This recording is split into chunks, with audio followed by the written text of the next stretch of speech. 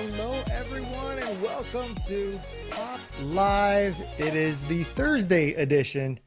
Usually we do this on Tuesdays, but because we had some crazy things going on this week, we moved to Thursdays. So thank you to each and every one of you for joining us on our new location. Next week will be also on a different day. I think it's either Wednesday or Thursday. But then after that, we're back on Tuesdays again. So if you had to move around your schedule for us, wow, kudos to you, because I can't imagine anyone wanting to turn their schedule around just for measly old us. But thank you very much. As always, you've got myself, Nolan, and the beautiful and lovely Jamie here. Jamie is trying to sip on some coffee to wake up. We're kind of in a weird frame of mind because today has been kind of crazy. So I'm trying to get up for this, but we also got to be honest with you. It's like, every day is not going to be a home run. So we're going to start off slow, get into the groove of things, and hopefully with your help, we'll be this will be a fantastic episode because we're talking about virtual events. And a lot of our nonprofit clients, whether they're doing virtual conferences or fundraisers, one of the big things that they always want to figure out is how do we get networking involved in our program, because for in-person events, that was one of the biggest values of the event, was the ability for attendees to network, whether it's for business purposes, social purposes, intellectual purposes. It was just like everyone just loved the idea of gathering together, making those connections, rebuilding relationships, or creating new ones and stuff. Apparently something did not taste too good in that coffee. It's too hot. But with our virtual events, while there have been some really great benefits to going virtual, some of the things that have been difficult for a lot of organizers and nonprofits is figuring out how to replace that networking element to their event. And what we've seen is some people have just tried to replicate the networking activity that they used to do in-person events and just try and do it in a virtual sense. So a common one that we see is like a pauhana. So after, or for those who don't know what pauhana is, like after party? Look at my glasses.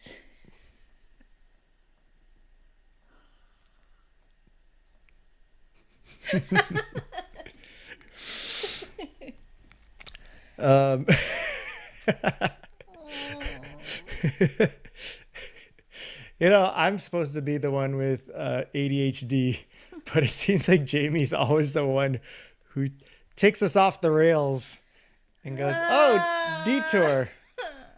So apparently, Jamie's fogged up glasses. Can you see it? I can see it. I think I can see it in the screen there. I don't know if this is her not so subtle way of saying this is boring, stop talking, but No, pauhana, go. yeah, so pauhana, or the after party, that's usually during the in-person events when people have their networking opportunities. It's like, okay, the talks are over. We learned a lot of stuff. We got familiar with each other in passing or sitting at each other's table. Now we're going to go and have some drinks, some poo-poos, hors d'oeuvres, and just talk. There's really no program other than to, gather together for an hour or two and just talk. Well, we don't have that ability necessarily in virtual events. So what we've seen are some organizers create a virtual pauhana where they just open up a Zoom room and everyone gather together and we just talk. But the problem with that is in Zoom, if you've ever been in a Zoom room with multiple people, is it's pretty much like maybe one or two people talking and everyone is just sitting there watching the conversation going on. You're not enabled to have like multiple conversations unless you do it in a chat or you set up breakout rooms. And even in the breakout rooms, it's you're watching those breakout room, somebody in there, talking and having a conversation. So it's especially like when I'm in Zoom calls and stuff, it's majority is everyone has their mic on mute and one person is unmuted and talking. And so it's like you don't hear the reactions, you don't hear things unless it's like you wait for that. So if I make my statement like, hey, anybody have any great ideas for how we can solve this problem? And instead of somebody going, yeah, I got an idea, it's like a lot of, I guess I'll go if nobody else is willing to go. An idea is, and it's just like so sad and so unfortunate, and and in doing this, we've seen a lot of the drop off where people don't stick around. Like even in the in-person event, a lot of people will leave the in-person event and not stick around for the Pauhana, but it's still a pretty good amount that do stay. Whereas in the virtual events, I haven't seen it really successfully done. As in the national thing about I can't Virtual events. It talk. was the virtual event for So virtual events. they did a it was a mainland version of a pauhana at the end, and they sent everybody the ingredients for the mixer stuff, and you just had to add in whatever alcohol and juice or whatever you wanted. And then they had a bartender on who was really engaging, and she was engaging with the host on camera, and it was in Zoom, and they were trying to make it a real like fun kind of thing. And everybody in the chat was like, oh my god, this is so awful. Why? Because they said they were gonna mix it up between the bartender and then the Q&A, and people were fully complaining and getting really upset because it was like, when is the Q&A gonna happen? Are we just gonna watch this lady mix another Oh my drink? Like, gosh. people were getting really mad. So that was Pauhana gone terribly wrong. And that was like a big budget, like Yeah. national thing, right? And they had prefaced it by like, this is how you do the after event networking. Oh And no. it was, I mean, everything else in the conference was spectacular, but just that part of it was like, oh, it's brutal, So that just goes to show you how delicate difficult. and difficult Yeah. this part of it is, an engaging networking element to Yeah. a virtual event. So for those of you who are just like either stumped as to what to do, don't worry, you're not alone. It happens to the best of us. And we've been a part of, whether it's attending or producing, a few different ones, not a whole lot, but we figured we'll talk about some of the ones that we've seen, like examples like this one where it goes wrong, but also ones that we saw that went well.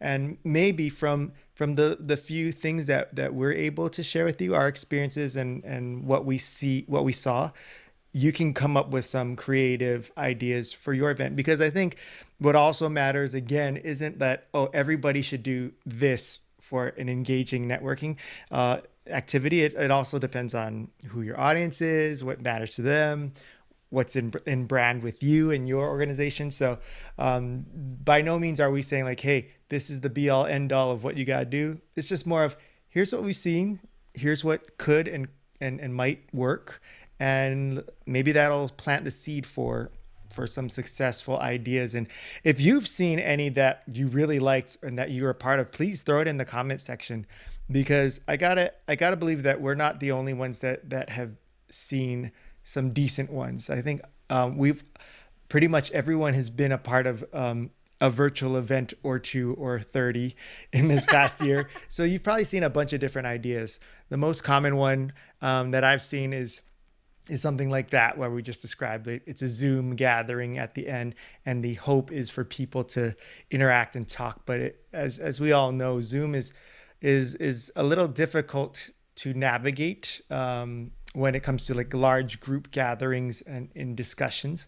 So one thing that we saw worked really well was the ability for people to network through the chat rooms, because in that you don't have the worry of people like talking over each other or technical issues of someone talking while they're muted, or people waiting to say an opinion and not wanting to jump in on somebody's talk. You just type in your comments and questions and thoughts, and it all just pops up.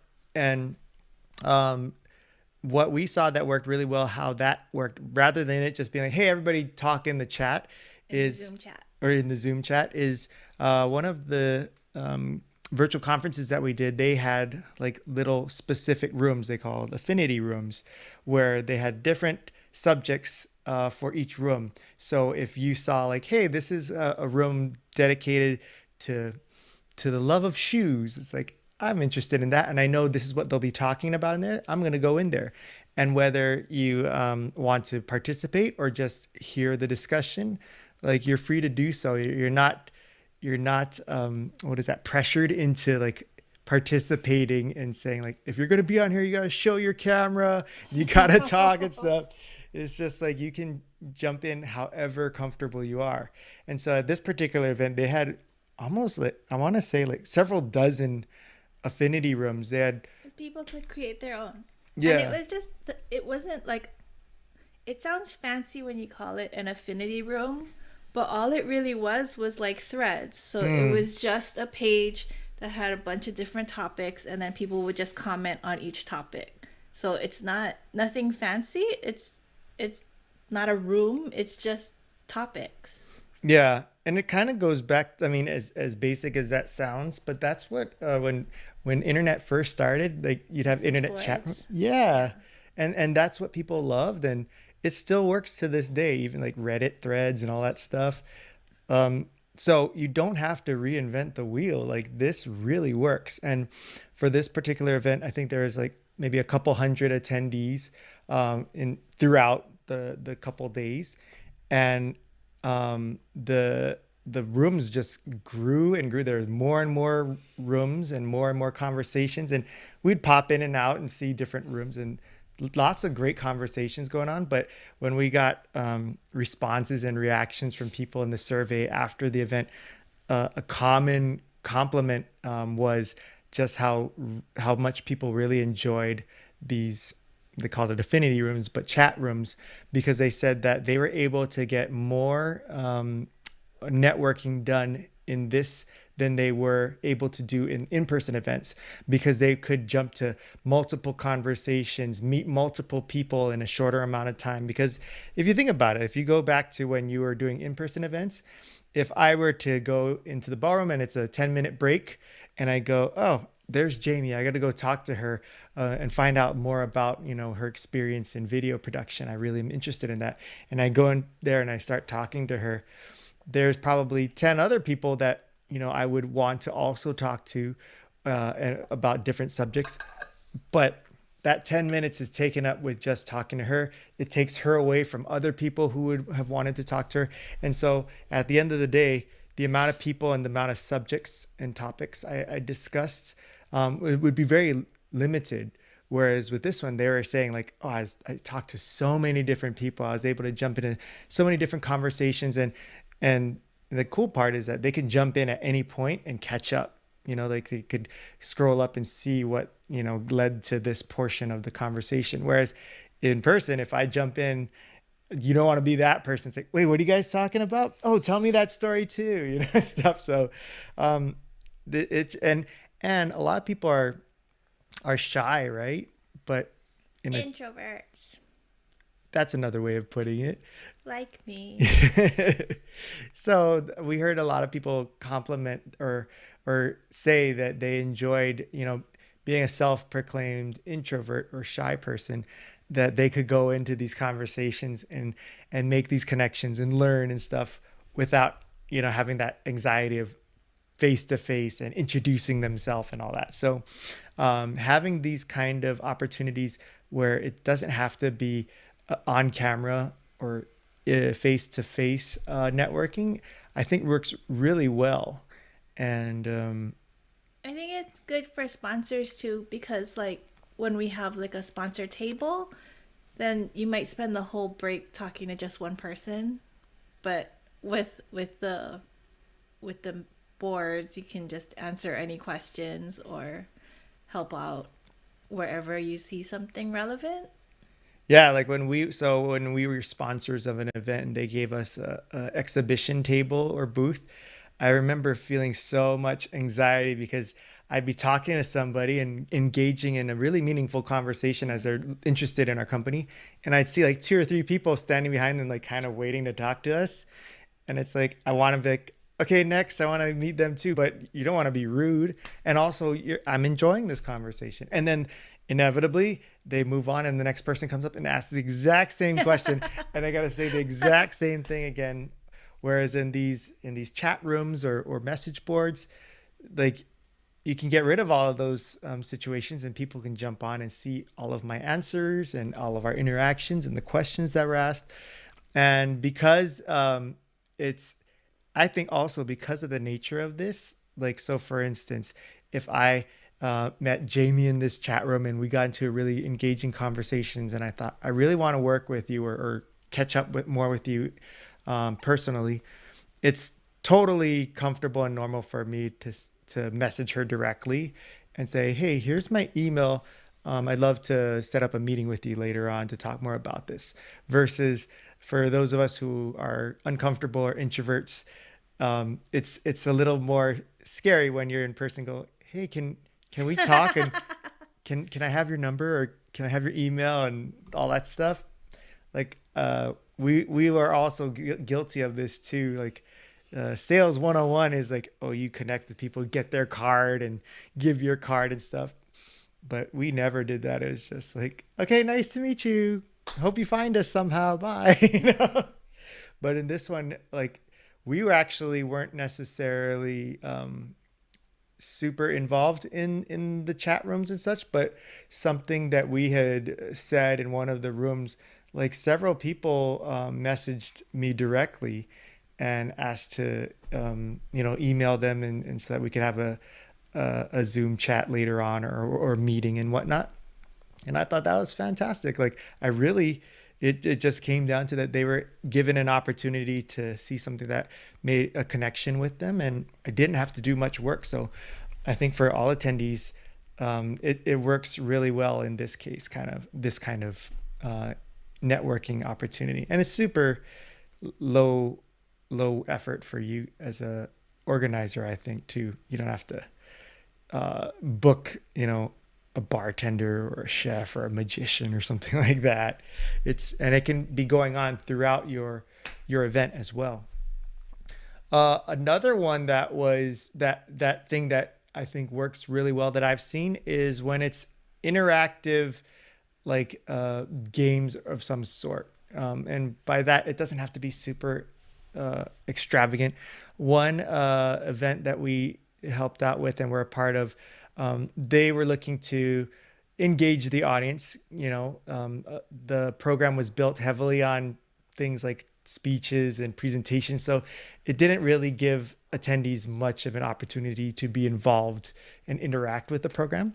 So they did their version of a Pauhana, which was a virtual Pictionary event, and where attendees could guess what's being drawn live through the chat, and first correct answer wins a prize and stuff. So I know for a lot of organizers, the prize thing is a great incentive to get people to jump on, but it's also a fun opportunity for people to win something and engage, and there's something like a what's in it for me, right? So having opportunities to win prizes is always a good what's in it for me. And the thing that made that fun too, though, was that admittedly I was the MC of it, but it wasn't just like, okay, the artist is drawing and we're just waiting for the answer. It was being conscious of, even though the answers are being put in the chat, I'm verbally acknowledging some of them and talking to them as if they are here. So say, oh, John says that's Santa Claus on a bicycle. Very, very, very interesting guess there, John. But no, that isn't actually Santa Claus. That's not actually a person. I'll give you a hint. It is a plant, something. And then like, oh, and then there's Jamie again with her her guest, which is very close. It's just, but there's just interactions where you're bringing the people who are involved in the chat onto into the program as well, and that's when people hear themselves being acknowledged and stuff. I think that makes them feel more like, oh, what I say matters. Yeah, this is fun. Yeah.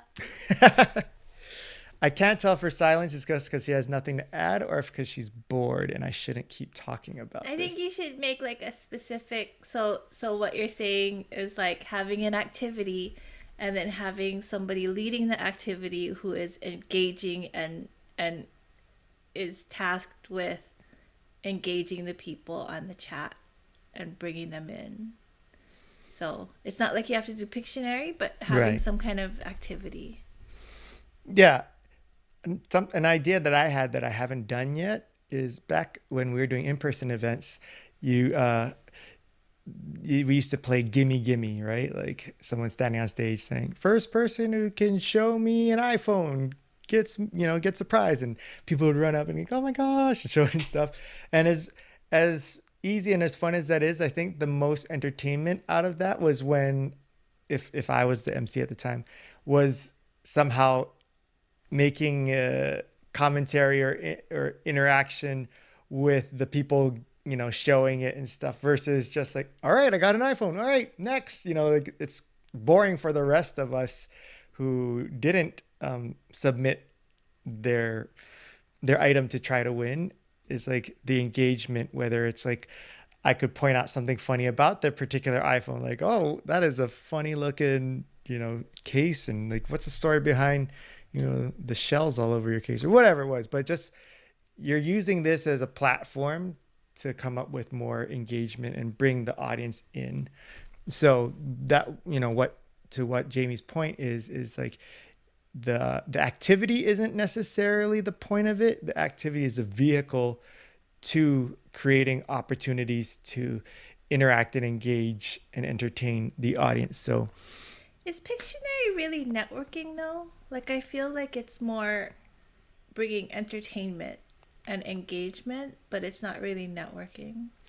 So the I guess you can kind of look at it from different ways, because there were people who were interacting in the chats that as we all got familiar together with each other, they would comment Oh. to each other and stuff, and it's like you became friends all of a sudden, like, Okay. through it. So while it's not necessarily like specific, like, hey, they're talking about how they can collaborate, you've created that connection and that bond. So yeah, it's a lower level of networking, but it's still a Yeah. form of And then networking. they might become Facebook friends after. Yeah, that happens a lot. I've gotten requests for Facebook connections off of stuff that people have seen me in these kind of things. Um, the other thing that like we did that was really fun for a group was kind of like a getting to know you. So this was for a smaller group, of course, not in the hundreds, but um, there's that wasn't me, right? Okay, it made it almost look like as I'm talking, I looked at you. Something flew up my nose. Oh no, we've had horrible experiences with Jamie and things going up her nose. This could be bad. um, but we also had one where it was like, how was it? It was like for a company that was trying to do the um, employees getting to know each other kind of thing, and like new hires kind of orientation sort of thing. And in the past, you'd have, a meeting and introduce the new employees and give them opportunities to meet the different coworkers and learn about each other. But in this virtual environment, not so much. So what we were able to do was do activities where we learn, like I as a host learned something about quirky, odd, interesting, fun, like only this person would know about themselves. And we shared it with the group, and it's like, okay, you got a guess of these people, the new hires, like which one of them met Bruno Mars on the airplane when they were 5 years old or whatever it was. That's kind of a weird age. Sorry. But the purpose wasn't necessarily like, oh, you got it correct. Like that was the point of it all. No, it was fun to guess.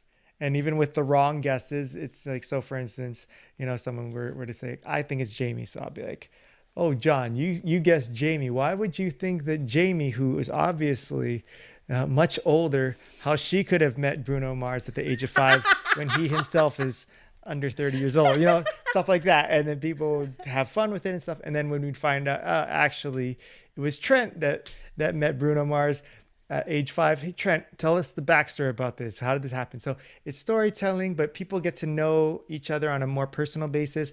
But people, can contribute. They were guessing through the chat and stuff. And then if I called them out, like I just used as an example, I would encourage them to turn their mic on and explain their answer or explain, the backstory. So that way, it was just a vehicle to get more communication and storytelling and engagement versus where you just open up the Zoom room and go, all right, let's get to know each other. Anybody want to share? And it's super awkward and uncomfortable when you have something structured and kind of like a direction to go. So again, you don't need to do this particular activity.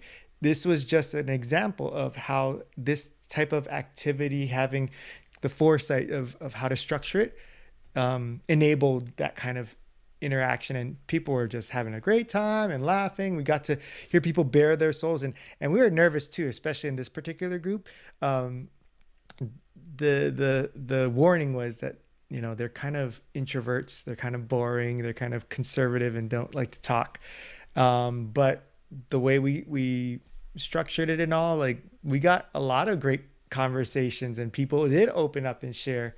So don't feel like you have to make something super fancy, but just you can use your creativity to make it more comfortable for people, give them an opportunity to communicate. Do you have any idea? Like there's an email that you sent me and I didn't read it. Oh yeah. So that group.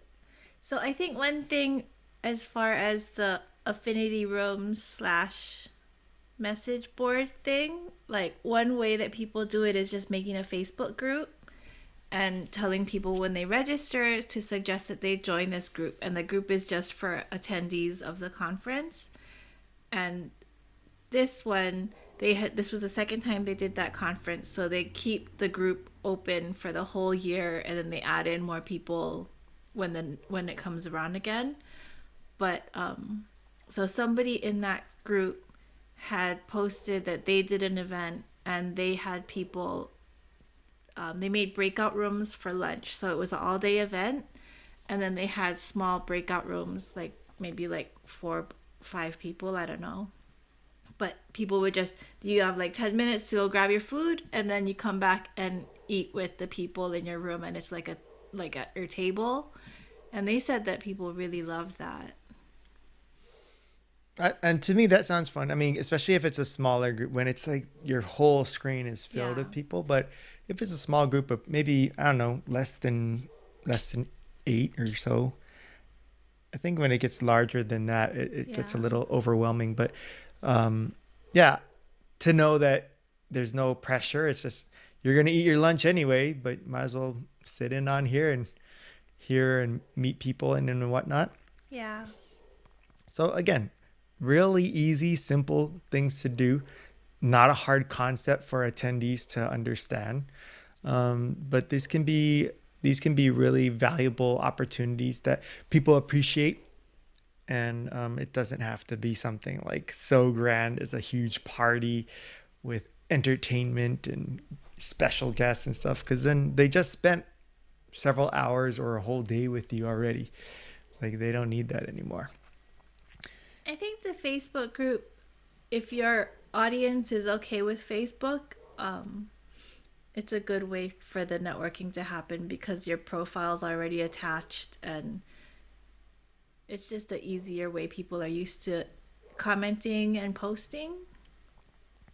And does this Facebook group like you can keep it open even after the event is done. Mm-hmm. So there's extra value in that too, like that people can continue on with these conversations. Yeah, that group's actually really good. Like people post questions about what their events that they're putting on. So, and then people are like working together, like asking, is anybody here in Nashville and can help me with this event? So, yeah. Yeah, so that's again another real easy thing for you to do as an organizer. But there's so much value to that, and to be able to, as people get used to this for your event, like they'll see coming up next year. Oh, I got to register because that's the only way to get access to this group. Because you can make create a new group for each event and such. Um, then there's also added value and incentive for people to sign up, which is great for your marketing and branding of your events and such. Anything else that we didn't discuss? If there's any questions, want more clarification, or if you have some examples of events that you've seen or activities you've seen that you like or didn't like, please show them in the comments.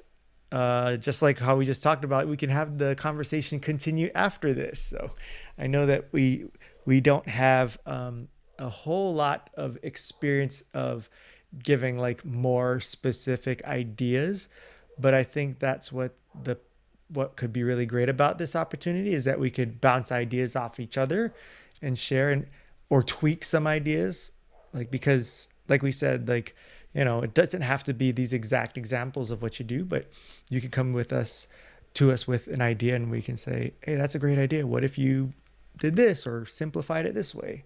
We'd be more than happy to help you with that. Give our ideas and incentive or insights to it. All right. You good? Yeah. Well, if you have any suggestions of better coffee for Jamie to drink to fire her up next time, that won't go up her nose or fog up her glasses. I think it was a hair. Thank you for joining us Was on it this. a bug this time?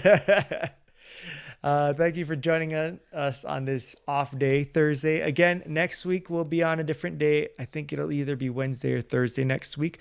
Still, we'll always do it at 12:30, so hopefully during your lunchtime.